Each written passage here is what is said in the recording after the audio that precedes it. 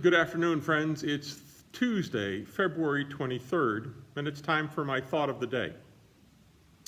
2 weeks ago today, and again last Sunday, I mentioned a letter that Luther wrote about addressing the question, of whether one could flee to escape the plague. Now, I have relied on this particular writing from Luther's pastoral epistles for a long time, because I really resonate with his call to keep love of neighbor as the basis for any and all actions. I first read Whether One Can Flee from a Deadly Plague when I was in seminary. It was an assignment for a Luther class I was taking.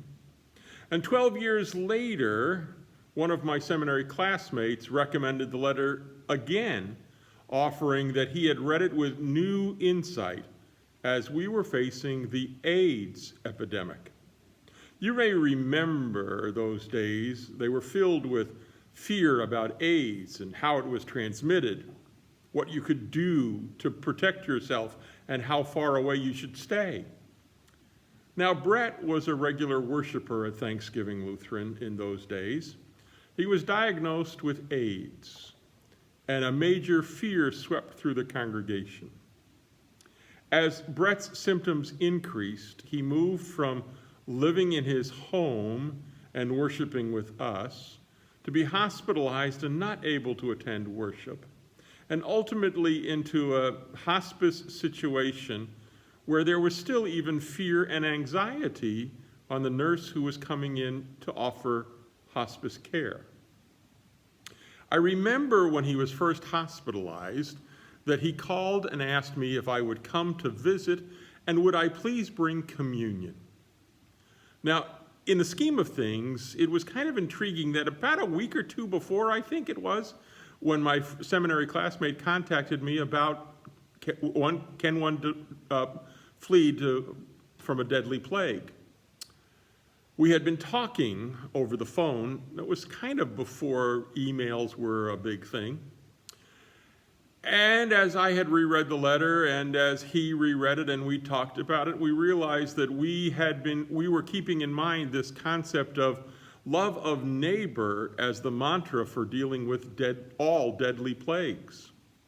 Now, I have a memory that we were on the same wavelength, but he, I remember, offered that he was talking to some others who had a far different perspective and understanding.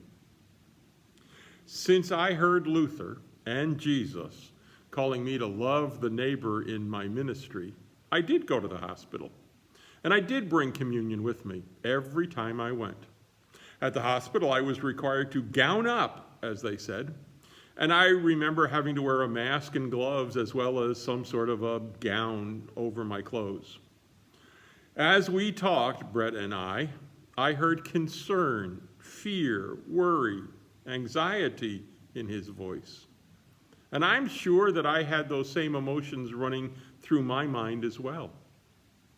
When it came time for us to share communion, we obviously did take our masks off. How else would you eat and drink? Brett also gave me permission to share what was going on to him with members at Thanksgiving Lutheran. And so I did.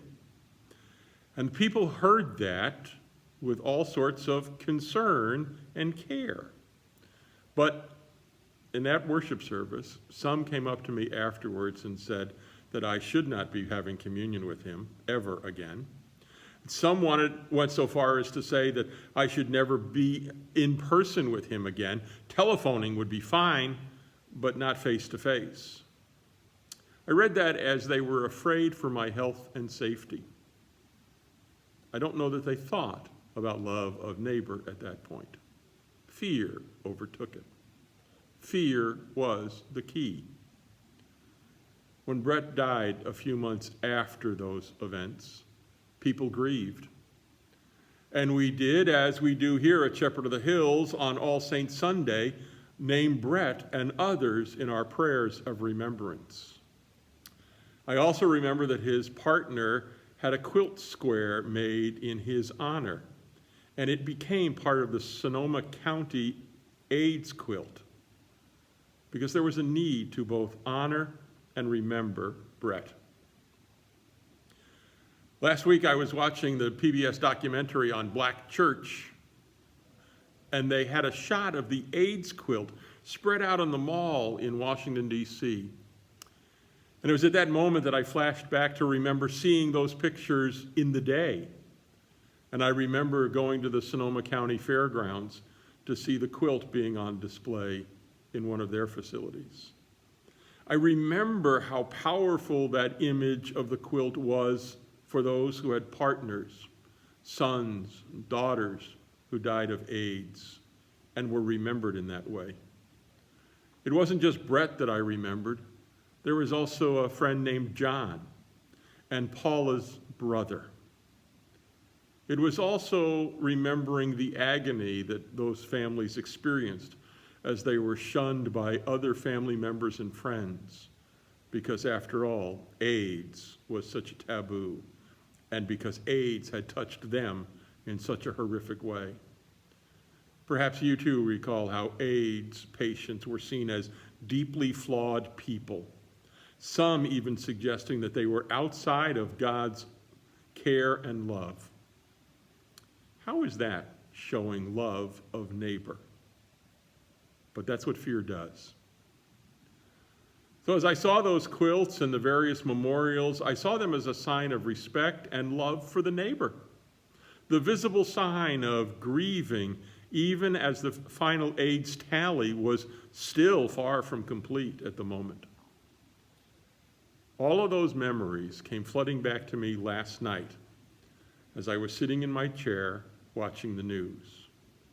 And I saw that President and Dr. Biden and Vice President Harris and her husband were holding a moment of silence for the 500,000 Americans who have died of COVID-19 in this past year. It was a time to remember those who have been such an important part of life for other people and us as well, and how we grieve their death from this terrible disease. It is in remembering and stopping that we show love for our neighbor. Those 500 candles adorning the stairway at the White House, I guess each one representing 1,000 different people, caused me to pause and think of those whom I know who have died of COVID as well.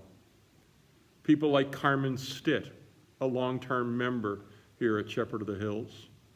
Jim Barrows, the husband of one of our preschool teachers. And Tony Garcia, a friend of Chris Holmes and a fellow musician. Could have been a magician too, but I know they certainly played music. I'm sure that there are others who you know who have died because of COVID-19. In our county alone, there are now 161 deaths, which probably means that you know at least one other person. Can we flee from the deadly plague? Well, yes, we can. We can ignore it too, but Luther would ask us, how does our action show that we are first showing love for neighbor? I'd like to suggest something to you. You join me in a time of silence and reflection on those 161 local deaths and those 500,000 Americans who have died in these past 11 months. Light your own candle. Pray for those that you know. Pray for those that you don't know in that 500,000 number. Pray for those whose families you know and those who have survived COVID-19, as well as those families who are unknown to you, who have been touched by the death because of COVID. Join me in acknowledging their deaths. Join me in honoring and loving them. I will be doing that this Thursday evening at 5:30 in my house. And I invite you to join me at that time so that collectively we can be praying for families who have been destroyed by COVID-19. Until then, please remember, wash your hands a couple times a day, 20 seconds at a crack. Use hand lotion to keep them nice and soft, please. Stay home if you're not feeling well. Wear your masks. Wear your masks, please. And show love for one another in how you act and what you do. Practice the important 6-foot distance if you need to. But of course, always remember, Sergeant Esterhaus has dismissed us for our rounds of ministry, our work, our session, our shift for the day, with the words, "Be careful out there."